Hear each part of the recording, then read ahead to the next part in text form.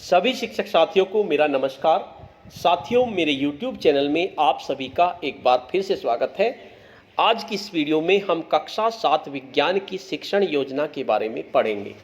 ये शिक्षण योजना मुझे मेरे जनपद मुजफ्फरनगर से खतौली ब्लॉक की एक शिक्षिका पूनम रानी ने भेजी है। काफ़ी ब्रिलियंट टीचर है पूनम रानी, साइंस की। उन्होंने ये शिक्षण योजना बनाकर मुझे भेजी है। इसके लिए पूनम जी को बहुत बहुत धन्यवाद कि उन्होंने इस तरह की शिक्षण योजना मुझे बनाई भेजी, जिससे कि मैं इसे अपने चैनल पे अपलोड कर सकूं। साथियों, अगर हम सब लोग मिलकर शिक्षण योजना बनाएंगे तो उससे बहुत ज़्यादा फायदा होगा। एक शिक्षक की बनाई हुई शिक्षण योजना से कम 100-200 शिक्षकों का फायदा होगा। अगर आपके पास भी इसी तरह की कोई शिक्षण योजना है तो आप मुझे भेजिए, मैं उसको अपने चैनल पे अपलोड करूंगा, जिससे कि ज़्यादा से ज़्यादा शिक्षकों को इसका फायदा हो जाएगा। तो साथियों, वीडियो शुरू करने से पहले मैं आपको बता देना चाहता हूं, अगर आप चाहते हैं इसी तरह की इन्फॉर्मेटिव वीडियो आपको एक प्लेटफार्म पर मिले तो उसके लिए मैंने व्हाट्सएप ग्रुप बनाए हुए हैं। आप चाहें तो मेरे व्हाट्सएप ग्रुप से जुड़ सकते हैं।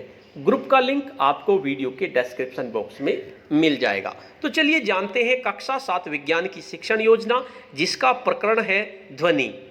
तो चलिए जानते हैं। दिनांक का कॉलम आप खाली छोड़ देंगे। कक्षा 7 विषय विज्ञान और समय में आप 40 मिनट लिख देंगे। उसके बाद नेक्स्ट कॉलम आता है लर्निंग आउटकम।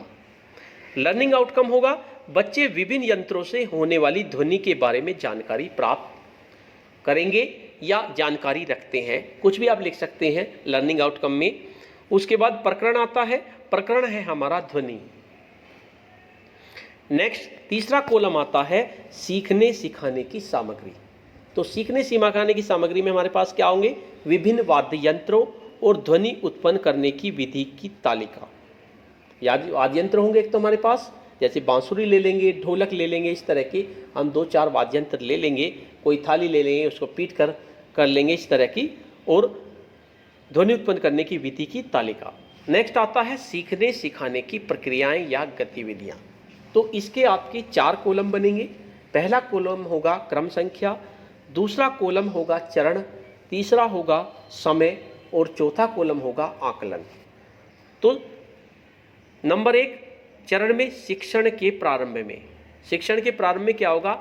शिक्षिका कक्षा में अलग अलग बच्चों से आवाज़ निकालने के लिए कहेंगे। यानी शिक्षिका जो है बच्चों से अलग अलग आवाज़ निकालने के लिए कहेंगे। बच्चे अलग अलग जानवरों की आवाज़ बोलकर दिखाएंगे। शिक्षिका पूर्व ज्ञान के आधार पर बच्चों से प्रश्न के माध्यम से जानकारी प्राप्त करने का प्रयास करेगी। तो इसमें आपकी 5 से 10 मिनट लग सकती हैं। 5 मिनट इन्होंने लिखी है। आकलन क्या होगा? बच्चे उत्साहपूर्वक इस क्रियाकलाप में भाग लेंगे। ये आकलन का तरीका होगा। पहले क्या क्या प्रश्न करेंगी? बिल्ली कैसे आवाज़ निकालती है? कोई बच्चा आवाज़ निकाल के बताएगा। भों भों किस जानवर की आवाज़ होती है? बच्चे बता देंगे। चिड़िया की आवाज़ को कैसे पहचानते हैं? इसका भी बच्चे बता देंगे। विभिन्न प्रकार की आवाज़ कैसे उत्पन्न की जाती है? तो इसमें बच्चे निरुत्तर हो जाते हैं।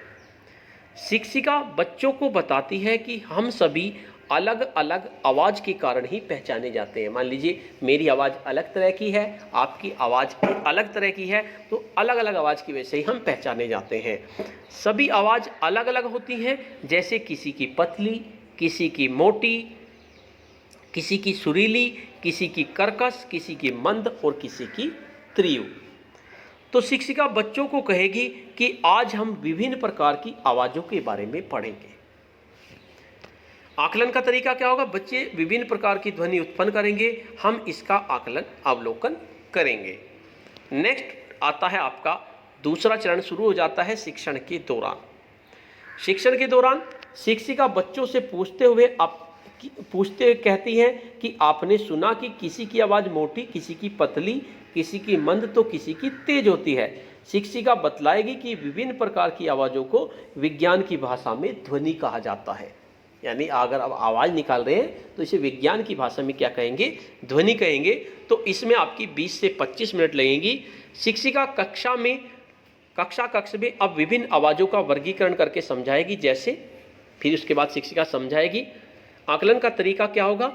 सभी बच्चे ध्यानपूर्वक रुचिपूर्ण माहौल में विभिन्न आवाज़ों के बारे में जानकारी लेते हैं। क्या बताएंगी शिक्षिका? वाहनों की आवाज़ में हॉर्न का बजना, रेलगाड़ी की छुक छुक, घड़ी की टिक टिक, कुत्ते का भौंकना, बरसात की बूंदों की आवाज़ और बादल का गरजना। इस प्रकार हम अपने आसपास विभिन्न तरह की आवाज़ हम प्रतिदिन सुनते हैं। वैज्ञानिक भाषाओं में इन्हीं आवाज़ों को हम ध्वनि कहते हैं। प्रत्येक वस्तु द्वारा उत्पन्न ध्वनि की अपनी विशेषता होती है। शिक्षिका बताएगी कि प्रत्येक वस्तु जिसे जो ध्वनि उत्पन्न होती है उसकी कुछ खास बात होती है। इन्हीं विशेषताओं के कारण वस्तु की पहचान की जाती है। मान लीजिए मैंने आंख बंद कर रखी है, कोई आया, तुम अगर मुझे उसकी ध्वनि पहले ही मैंने सुनी है तो मैं पहचान लूँगा कि किस चीज़ की ध्वनि है। बच्चों, अब हम पढ़ेंगे ध्वनि उत्पन्न कैसे होती है।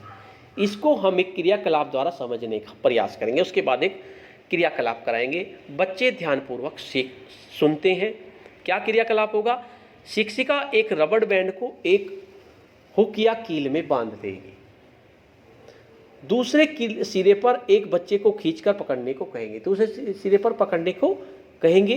एक अन्य बच्चे को हम रबड़ बैंड को बीच में से खींचकर छोड़ने को कहेंगे। भाई रबड़ बैंड है, एक तरफ कील में हमने बांध लिया, दूसरी तरफ एक बच्चे ने पकड़ लिया। फिर उस बच्चे से पूछेंगे कि क्या उसको कोई आवाज़ सुनाई पड़ी? क्या रबड़ बैंड खींचने पर यह कंपन करता है?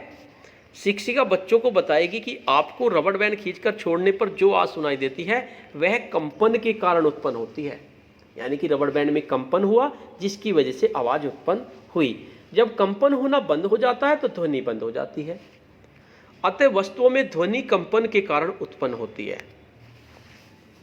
ये शिक्षिका बताएंगी। उसके बाद नेक्स्ट होगा शिक्षण के अंत में। क्रियाकलाप करने के बाद शिक्षिका श्यामपट्ट पर विभिन्न जानवरों के नाम लिखकर उनकी ध्वनि को वर्गीकृत करती है। उसके बाद श्यामपट्ट पे काम किया जाएगा। जैसे नंबर 1 पे कुत्ता, कुत्ते के आगे लिख दिया जाएगा भों भों।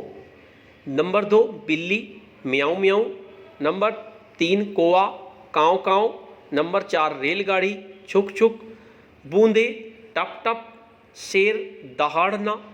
मक्खी, भिन भिनाना। इसमें आपकी 10 मिनट लगेंगी। बच्चे ध्यानपूर्वक साफ साफ कार्य अपनी कॉपी में करते हैं। अब शिक्षिका बच्चों को श्यामपट्ट कार्य अपनी कॉपी पर करने को कहती है। शिक्षिका कहेगी कि अपनी कॉपी पे कीजिए। तो इस तरह से हमारा शिक्षण कार्य समाप्त हुआ। उसके बाद बच्चों को गृह कार्य दिया जाएगा। नेक्स्ट कॉलम होगा आपका गृह कार्य। शिक्षिका बच्चों को घर से कुछ अन्य ध्वनि जो सुनने और रफ कॉपी में लिखकर लाने को देती है। सुनने आपको सुननी है और रफ कॉपी में लिख के लानी है। जैसे गाय की आवाज़, गाय कैसी आवाज़ करती है। गधे की आवाज़, गधा कैसी आवाज़ करता है। ढोलक की आवाज़, ढोलक कैसी करती है। उसके बाद हॉर्न की आवाज़। नेक्स्ट आता है कॉलम शिक्षिका की आगामी योजना।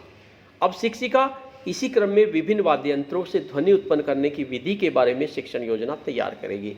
नेक्स्ट शिक्षण योजना में हम वाद्य योजना से जो उत्पन्न होती है ध्वनि उनके बारे में जानेंगे। शिक्षण योजना पर शिक्षिका का स्वयं आकलन। शिक्षिका आगामी शिक्षण योजना बनाते हुए पूर्व में आई कठिनाइयों को ध्यान में रखते हुए नई शिक्षण योजना को और अधिक प्रभावशाली बनाने का प्रयास करेंगी। तो इस तरह से ये आपकी शिक्षण योजना हुई। साथियों, आपको ये वीडियो कैसी लगी? अगर आपको ये वीडियो अच्छी लगी तो इस वीडियो को लाइक कीजिए, शेयर कीजिए और वीडियो पे कमेंट्स कीजिए।